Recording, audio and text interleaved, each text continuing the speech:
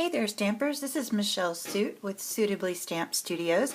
I'm an independent Stampin' Up! Demonstrator, and I have a fun new technique for you today. Well, it's not a new technique, but it's one that a friend of mine, Sharon Klein, shared with me, and I am in love with it. It's called Cloisonne. So I'm going to show you, we're going to start with this beautiful blended bloom stamp, single image. We need to, for this technique, we like to use something with some nice open areas. So we'll take advantage of the colors in the papers that we choose. So I have my blended bloom stamp, and before I can use it, I need to use something that I also love, which is magazines. I have a confession, I'm a magazine junkie, and this was one that I recently picked up. I'm also just any color speaks to me in the store. So this one has tons of color in it. So when I took all the information and recipes I wanted out of it, I made copies, and then I pulled out pages that I want to keep in my folder when I use this technique. So you can see all of the beautiful colors and flowers and just a gorgeous array of colors, and these are perfect for this technique. Absolutely love this one. I'm going to show you a couple cards when we're finished, completed cards that I've used with a couple of these pages. So you can see just really pretty textures and colors. And this one is another one that I used with these roses, beautiful roses that I did a completed card out of that you're going to see also. So the first thing you want to do is decide which one you'd like to use, and I'm going to use this one. And the way we're going to start with our technique, the things you're going to need some Versamark ink. Versamark is our watermark ink that we have that we use with embossing powders. Absolutely gorgeous. You can also use it just on cardstock to give it that watermarked look with the stamp that you choose.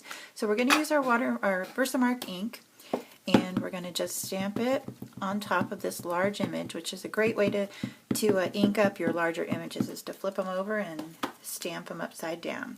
Alright, I've got that, so I'm going to pick the area that I would like the color on, and I'm just going to push that down and stamp. Pull that up. Now you're not going to really be able to see it very well on there. I can barely see it on there, but I know exactly the area that I stamped in. So I'm going to pull in my tray for my embossing powder, and I'm using my gold embossing powder for this. You can use any color you'd like, but you're just going to go through and sprinkle it on there. Don't be shy, because we're going to dump it back in there when we're done. And we'll just go back off. There we go. You can see here, I should have used my embossing buddy.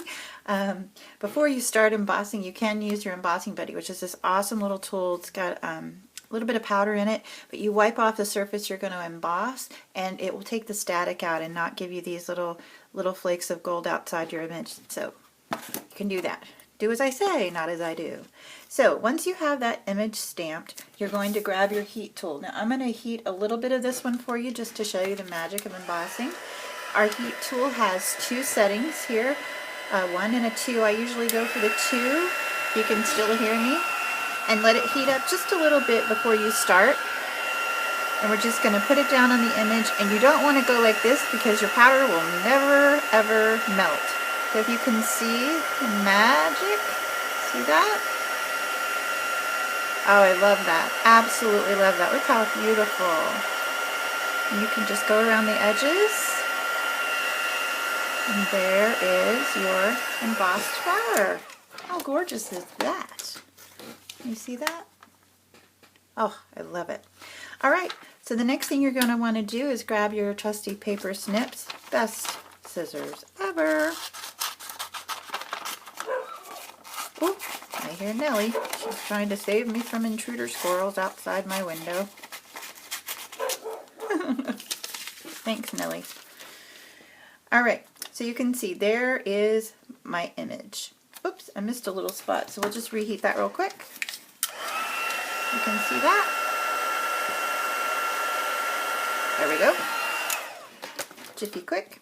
Now, a lot of people grumble when we start doing what we call fussy cutting, which is cutting images out, but really it's not a big deal, and I'm going to show you the trick to it. You're going to use your paper snips. You're going to start and go in just towards the image, towards one of the edges. And what you're going to do is you're going to hold your paper with your non-dominant hand, and you're going to let the scissors do all the work. So the paper's just going to move around, and you're going to hold your scissors and just let your paper, and move them up and turn your paper. Oops, turn your paper. And just follow that edge around. And it really is an easier way to do your fussy cutting. Alrighty? So you get the idea. So once you cut out your image, you will then be able to do the fun part, which is design your cards. And I have 2 cards here to share with you. First one was from that page with the gorgeous, you can see those melon colored roses. Actually, those are some of the roses like my daughter carried at her wedding. And I just embossed on them in gold, and then added that as a focal point to this little thinking of you card, embossed the background, and I embossed a little tag with the thinking of you. So it really does just pop off the page, and it's nice because with Stampin' Up! All of our colors, you can always find something that will coordinate. And the other one I did is one for Christmas. I love this. This was one, I saw these little berries on the page that were kind of hanging behind the pumpkins, and I thought, oh, that'd be a beautiful Christmas one. So I embossed the gold on that also, and then just added it as the focal point for this one with a little bit of our gold foil paper behind it, a real red cardstock embossed, and then I embossed the Season's Greetings in gold on this card. So there you have it. A really quick, easy way and addictive way to make some cloisonne focal points for your cards and your projects. It's absolutely stunning when it's done, and trust me, you're going to start looking at your magazines in a whole new way. So I will have the list of products here for you on the video, and if you would like to order these to make some of your own and grab your magazines and get busy, just go to my website at stampinsuitsme.stampinup.net. And also, if you'd like other ideas and fun ways to keep up with all things Stampin' Up, please go to my blog at disneysuitsme@blogspot.com.